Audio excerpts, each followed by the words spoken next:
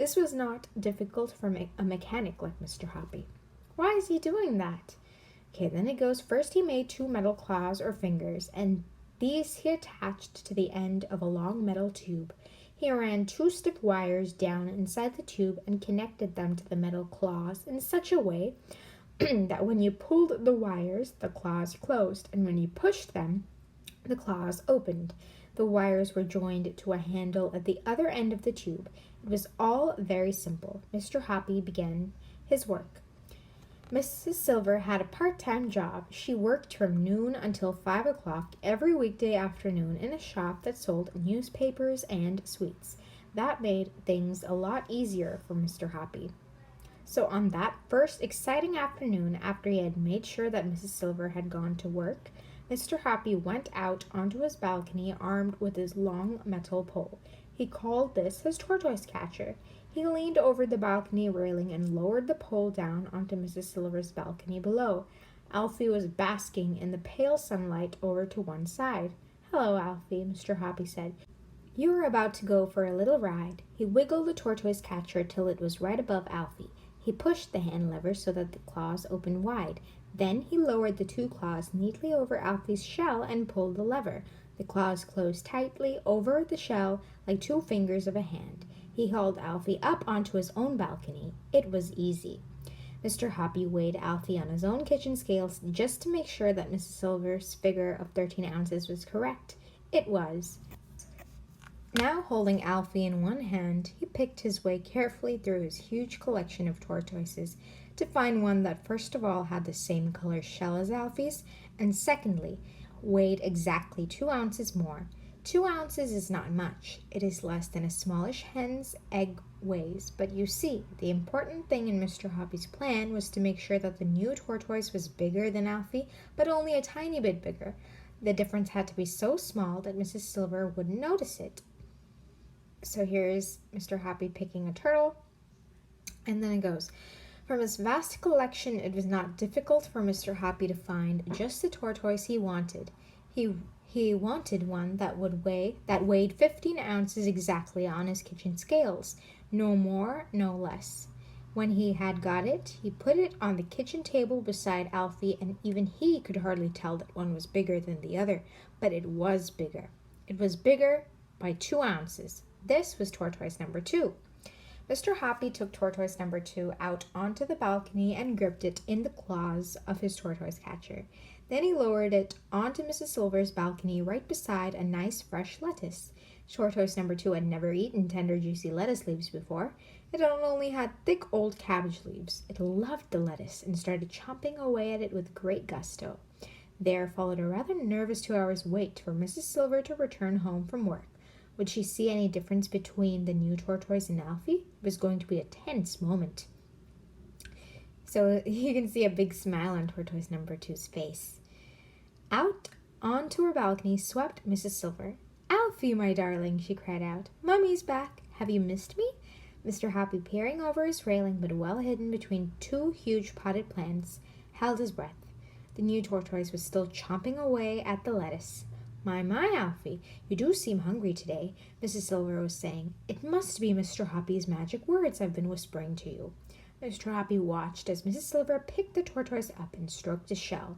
Then she fished Mr. Hoppy's piece of paper out of her pocket and, holding the tortoise very close to her face, she whispered, reading from the paper.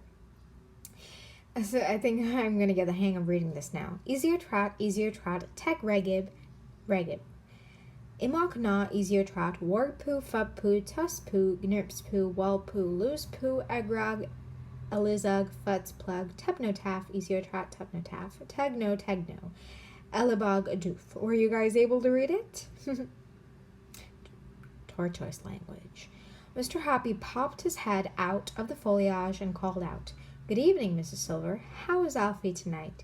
"Oh, he's lovely," Mrs. Silver said, looking up and beaming. "And he's developing such an appetite. I've never seen him eat like this before. It must be the magic words." "You never know," Mr. Hoppy said darkly. "You never know." Okay, Mr. Hoppy's kind of creepy. Mr. Hoppy waited 7 whole days before he made his next move. On the afternoon of the 7th day, when Mrs. Silver was at work, he lifted tortoise number 2 from the balcony below and brought it into his living room. Number 2 had weighed exactly 15 ounces. He must now find one that weighed exactly 17 ounces, 2 ounces more. From his enormous collection, he easily found a 17-ounce tortoise, and once again he made sure the shells matched in color. Then he lowered tortoise number 3 onto Mrs. Silver's balcony. As you will have guessed by now, Mr. Happy's secret was a very simple one. If a creature grows slowly enough, I mean very, very slowly indeed, then you will never notice that it has grown at all, especially if you see it every day. It's the same with children. They are actually growing taller every week, but their mothers never notice it until they grow out of their clothes. Slowly does it, Mr. Happy told himself. Don't rush. So this is how things went over the next 8 weeks. In the beginning, you can see that Alfie, the original Alfie, weighed 13 ounces, and by the end of the first week, tortoise number 2, 15 ounces, end of second week, 17 ounces, number 4, 19, number 5, 21, and number 6, 23. Wow, he waited 5 weeks. And you can see that they're slowly getting bigger and bigger. Oh, 7 weeks. He had 8 turtles in this whole operation, and the last one was 27 ounces. You can hardly recognize the size now. Alfie's weight was 13 ounces. Tortoise number 8 was 27 ounces. Very slowly, over 7 weeks, wow, that's almost 2 months, Mrs. Silver's pet had more than doubled in size, and the good lady hadn't noticed a thing. Even to Mr. Happy, peering down over his railing, tortoise number 8 looked pretty big. It was amazing that Mrs. Silver had hardly noticed anything at all during the great operation. Only once had she looked up and said, "Oh, let's check out the difference in the turtle size. Look at 8 compared to Alfie." That is a huge difference. Only once had she looked up and said, "You know, Mr. Happy, I do believe he's getting a bit bigger. What do you think?" "I can see a lot of difference myself," Mr. Happy had answered. But now perhaps it was time to call a halt that evening. Mr. Happy was just about to go out and suggest to Mrs. Silver that she ought to weigh Alfie when a startled cry from the balcony below brought him outside fast. "Look," Mrs. Silver was shouting, "Alfie's too big to get through the door of his little house. He must have grown enormously. Weigh him," Mr. Happy ordered. "Take him in and weigh him quick." Mrs. Silver did just that, and in half a minute she was back holding the tortoise in both hands and waving it above her head and shouting, "Guess what, Mr. Happy, guess what? He weighs 27 ounces. He's twice as big as he was before." "Oh, you darling," she cried, stroking the tortoise. "Oh, you great big wonderful boy. Just look at what clever Mr. Happy has done for you." Mr. Happy suddenly felt very brave. "Mrs. Silver," he said, "do you think I could pop down to your balcony and hold Alfie myself?" "Why, of course you can," Mrs. Silver cried. "Come down at once." Mr. Happy rushed down the stairs, and Mrs. Silver opened the door to him. Together they went out onto the balcony. "Just look at him," Mrs. Silver said proudly. "Isn't he grand? He's a big, good-sized tortoise now," Mr. Happy said. "And you did it," Mrs. Silver cried. "You're a miracle man, you are indeed." But what am I going to do about his house?" Mrs. Silver said. "He must have a house to go into at night, but now he can't get through the door." They were standing on the balcony, looking at the tortoise who was trying to push his way into his house, but he was too big. "I shall have to enlarge the door," Mrs. Silver said. "Don't do that," Mr. Happy said. "You mustn't go chopping up such a pretty little house. After all, he only needs to be just a tiny bit smaller, and he could get in easily." "How can he possibly get smaller?" Mrs. Silver asked. "That's simple," Mr. Happy said. Change the magic words. Instead of telling him to get bigger and bigger, tell him to get a bit smaller, but in tortoise language, of course. "Will that work?" "Of course it'll work." "Tell me exactly what I have to say, Mr. Happy."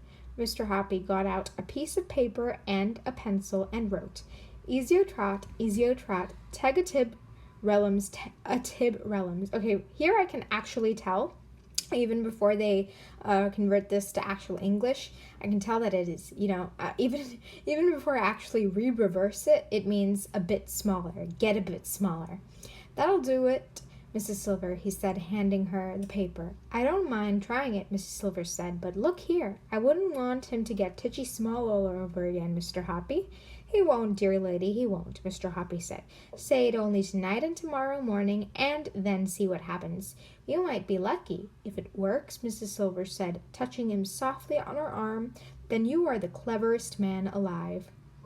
The next afternoon, as soon as Mrs. Silver had gone to work, Mr. Hoppy lifted the tortoise up from her balcony and carried it inside. All he had to do now was to find one that was a shade smaller, so that it would just go through the door of the tiny little house.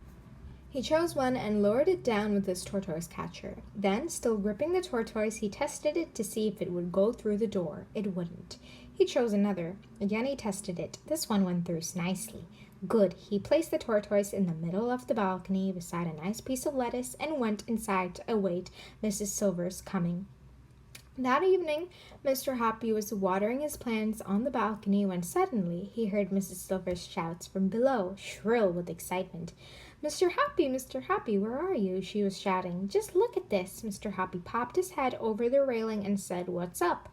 "Oh, Mr. Hoppy, it's worked," she was crying. "Your magic words have worked again on Alfie. He can now get through the door of his little house. It's a miracle."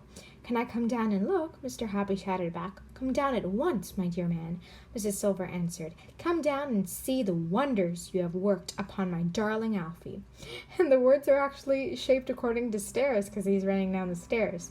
Mr. Hoppy turned and ran from the balcony into the living room on tiptoe like a ballet dancer between the sea of tortoises that covered the floor.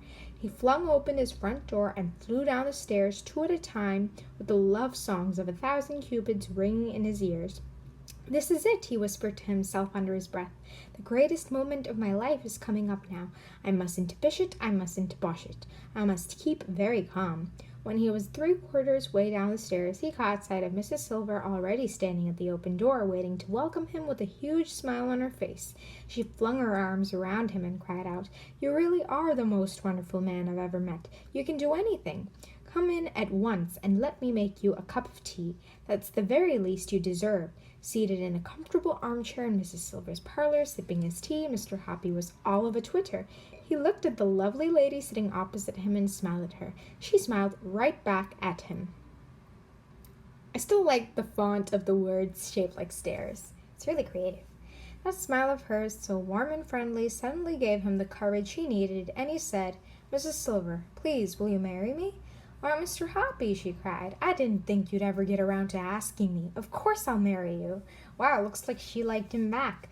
Mr. Hoppy got rid of his teacup, and the two of them stood up and embraced warmly in the middle of the room. "It's all due to Alfie," Mrs. Silver said, slightly breathless. "Good old Alfie," Mr. Hoppy said. "We'll keep him forever." The next afternoon, Mr. Hoppy took all his other tortoises back to the pet shops and said they could have them all for nothing. Then he cleaned up his living room, leaving not a leaf or a cabbage nor a trace of tortoise. A few weeks later, Mrs. Silver became Mrs. Hoppy, and the two of them lived very happily ever after. P.S. I expect you are wondering what happened to little Alfie, the first of them all. Well, he was bought a week later from one of the pet shops by a small girl named Roberta Squibb, and he settled down in Roberta's garden.